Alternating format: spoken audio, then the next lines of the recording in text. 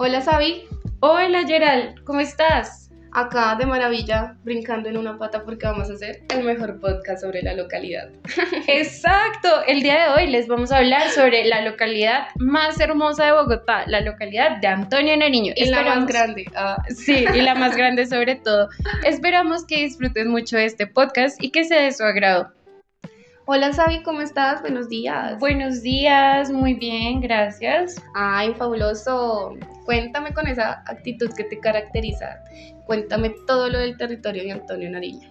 Bueno, resulta que Antonio Nariño debe su nombre a uno de los precursores de la independencia, ¿no? Que pues sería precisamente Antonio Nariño, quien tradujo los derechos del hombre a español.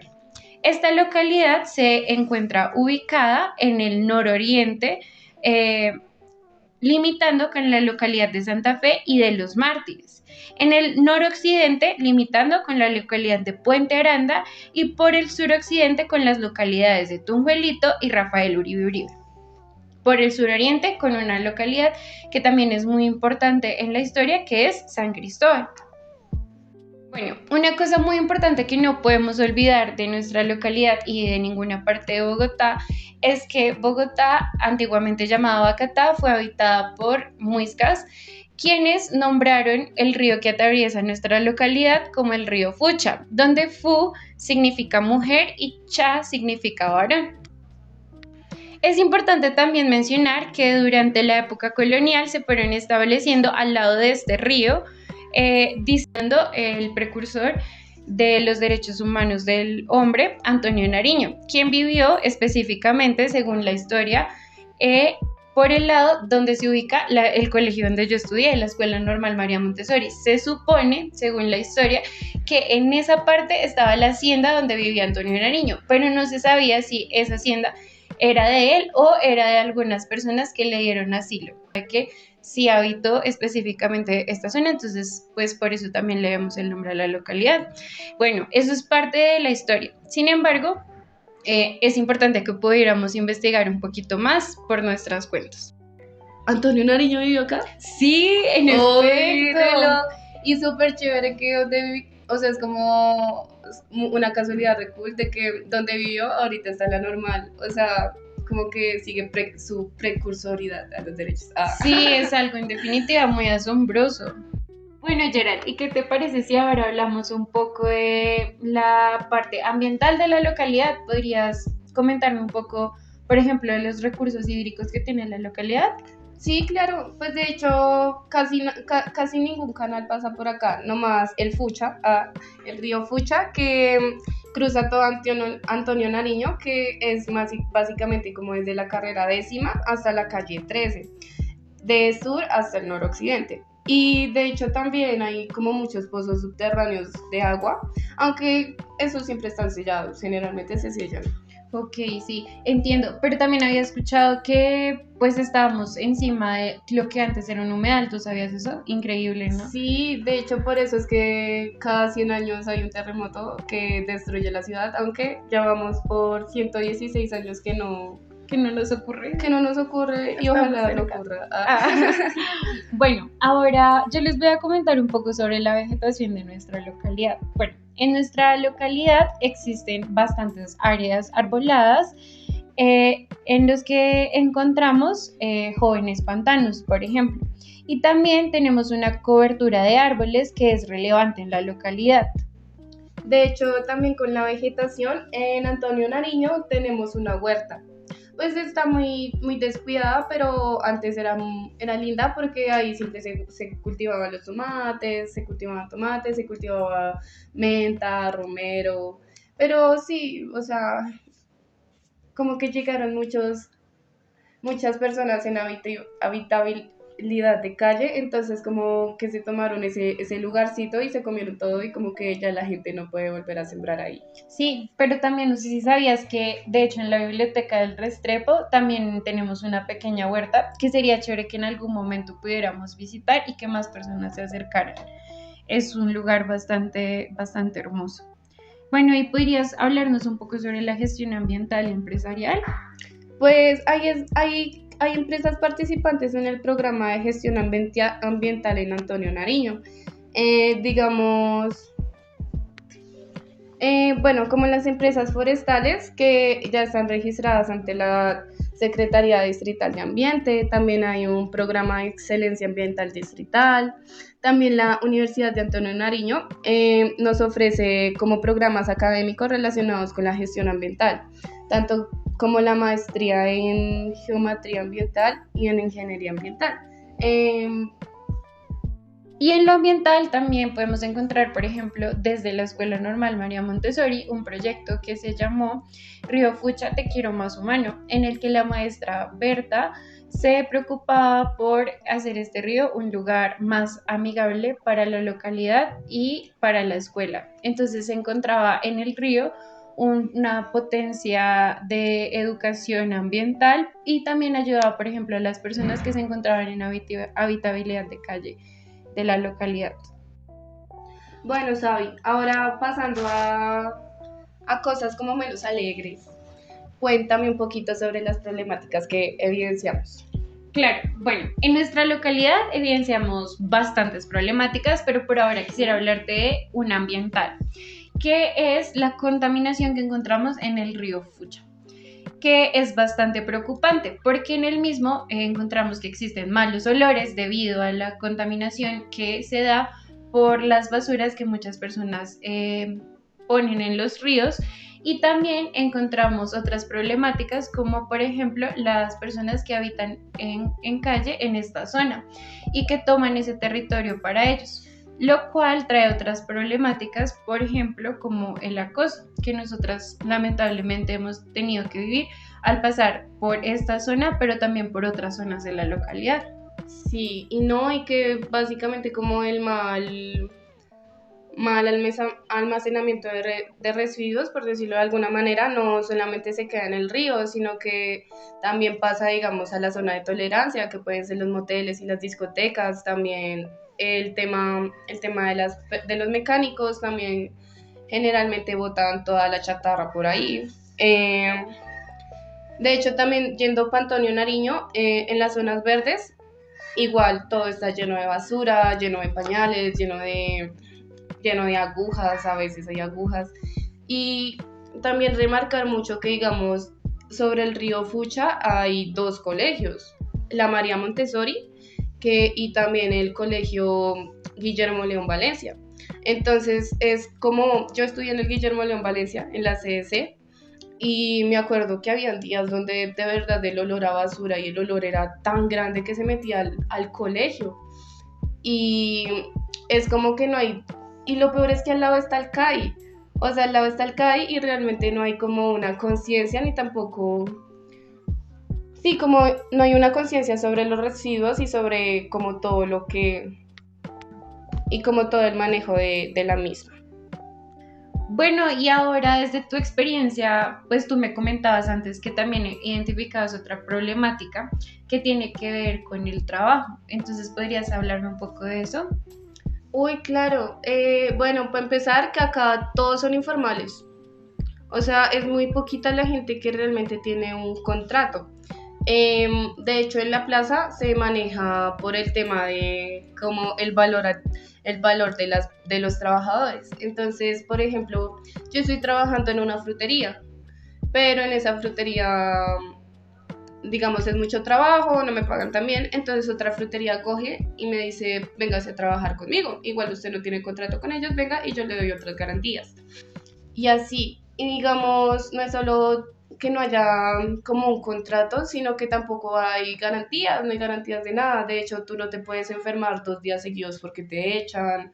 O digamos, en la zapatería también pasa lo mismo. Los vendedores generalmente son pelados, son menores de edad, son chicos que se están rebuscando y que realmente no los ampara nada. O sea, en el momento que tengan algún accidente, pues realmente lo que hacen los jefes es limpiarse las manos. También hay una problemática con los vendedores ambulantes, o sea, llegan a haber tantos que es imposible caminar a veces por las calles. Y ya. Bueno, y entre otras de las problemáticas, aunque este podcast ya se estaba volviendo bastante pesimista, encontramos que hay muchos niños que no tienen unas obligaciones o algunas formas de ocupar su tiempo en las tardes o en algunos momentos del día, ya que los mismos son, por ejemplo, hijos de personas que trabajan precisamente de manera informal en lugares como los que ya venía mencionando Gerald, como la plaza o algunos trabajos informales aledaños. Y esto se convierte en una gran problemática, pues estos niños resultan pues deambulando por varias partes de la localidad o del barrio, específicamente el Restrepo, y no ocupan su tiempo en algunas cosas como hacer sus tareas e incluso tienen algunas deficiencias escolares. Entonces, como educadoras comunitarias, identificamos esta problemática e incluso pensamos en algunas ideas para solventar esto. Por ejemplo, pues precisamente hacer un diagnóstico de estos pequeños que habitan esta localidad y también se nos ocurriría, por ejemplo, hacer algunos proyectos, como cuáles, Gerald.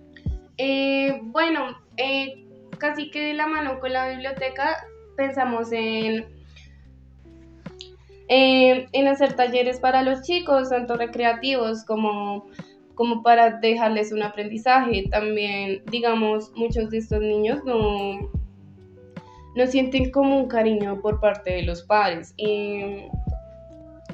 Y talleres también socioafectivos que les ayude, digamos, a empezar a tener mejores relaciones socioafectivas con su entorno, con los demás compañeros y demás, para poder como canalizar la energía que muchos de estos chicos no tienen un lugar donde hacerlo y realmente como sacarlos de la calle, porque realmente es un lugar, como ya veníamos diciendo, que está bastante cerca como a zonas de tolerancia, como pueden ser los moteles, como pueden ser las discotecas, como pueden ser las chatarrerías, y son lugares donde hay parques y hay muchos niños, pero realmente las problemáticas que se ven en esos parques, tanto como de consumo, de venta, como de trata de blancas, por decirlo de alguna manera, pues son entornos en los cuales los niños no deberían como desarrollarse y, y nada, pues darle un uso mejor a la biblioteca, que los chicos dejen como de ver la biblioteca como un lugar aburrido, donde solamente hay libros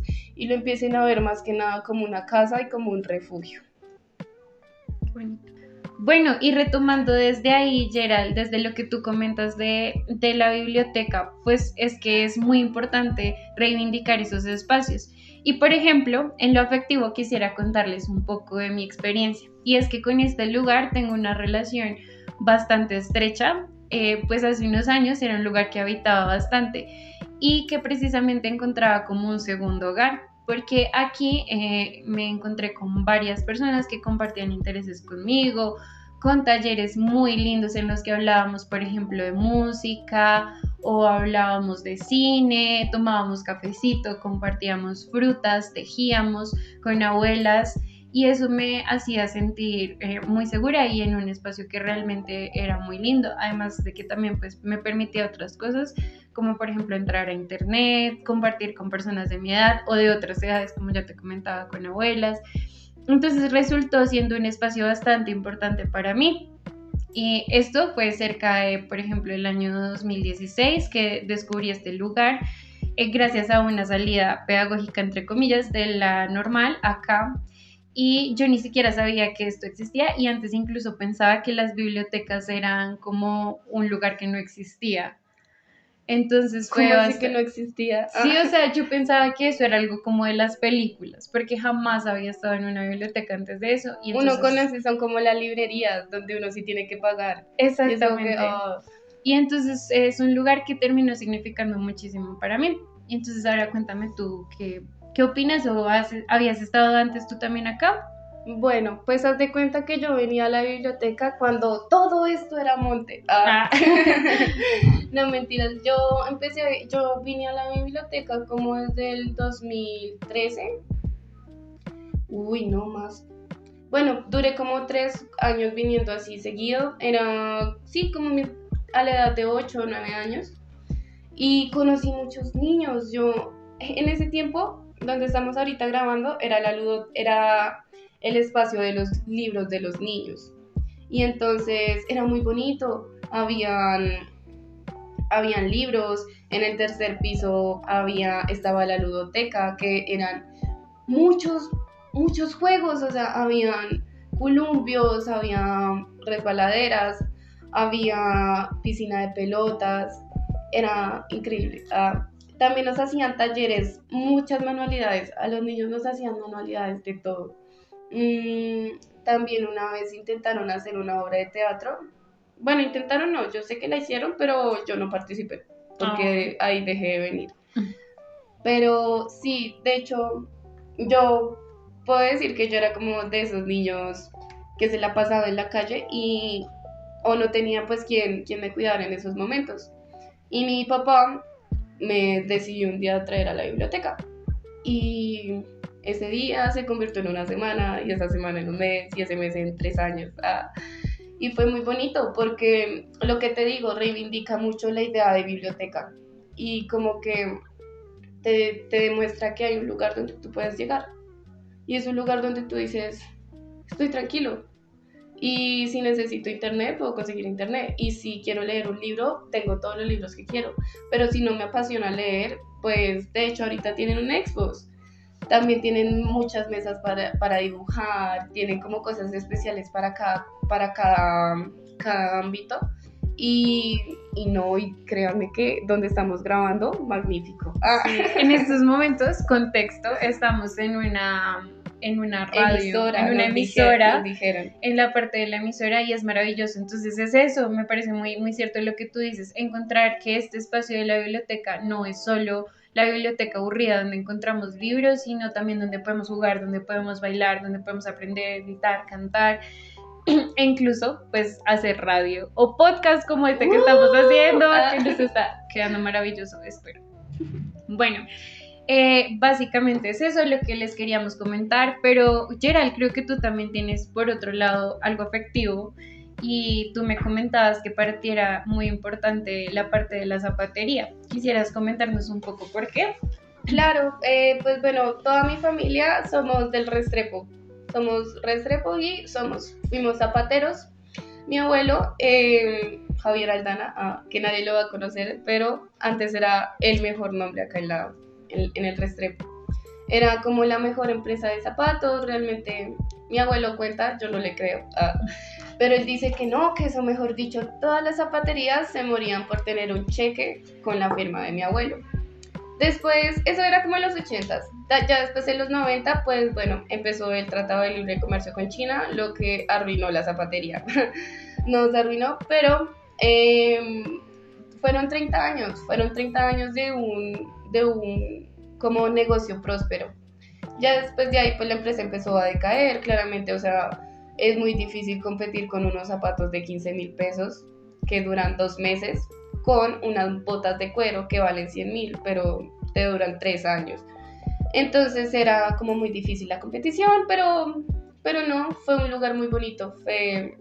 Conozco varias fábricas que ya tampoco están. Y también muchos de los almacenes son viejos, realmente muchos son viejos, y muchos son de amigos de mi papá. Ahorita escucharán un poquito de las historias de mi papá, que ese sí era cuando todo era monte. él vivió acá desde sus 10 años. Algunas de las historias que él me cuenta, él era un loquillo. Mi papá en Antonio Nariño, él era muy respetado porque mi papá se metía mucho en peleas. Y entonces lo respetaban porque peleaba, o eso me decía. También tiene una historia en la iglesia, en la Fundación Antonio Nariño, que es la iglesia, sí, que la iglesia de Fundación Antonio Nariño se llama así. En esa iglesia antes habían unos pozos muy profundos, y mi papá una vez con muchos amigos decidieron meterse allá, y ellos no sabían que habían pozos. Y entonces que caen preciso en un pozo, y cae el primero y ¡ay, parce! ¡Parce, qué vamos a hacer! Y cae el otro y cae el otro, y cae el otro. Y les tocó quedarse ahí hasta que el padre les abrió la puerta porque ya no podían volver a salir porque estaban en pozos, o sea, literal eran como pozos de 3 metros para abajo. Y entonces sí, también lo llevaban mucho al CAI, pero creo que serán historias que contaré en vivo tal vez. Qué chévere. Oye, muchas gracias. Creo que esto sería parte de nuestro podcast. Esperamos que lo hayan disfrutado un montón y que hayan aprendido y hayan disfrutado de toda la experiencia que resulta escuchar a esta hermosa compañera Geraldine. Gracias. Deberían escuchar a mi papá. Sí, y esperamos que sí lo escuchen. Entonces, gracias por escucharnos. Entonces, muchas gracias. Muchas gracias a ti. Muchas gracias a la biblioteca por este maravilloso espacio. Sí, hasta luego.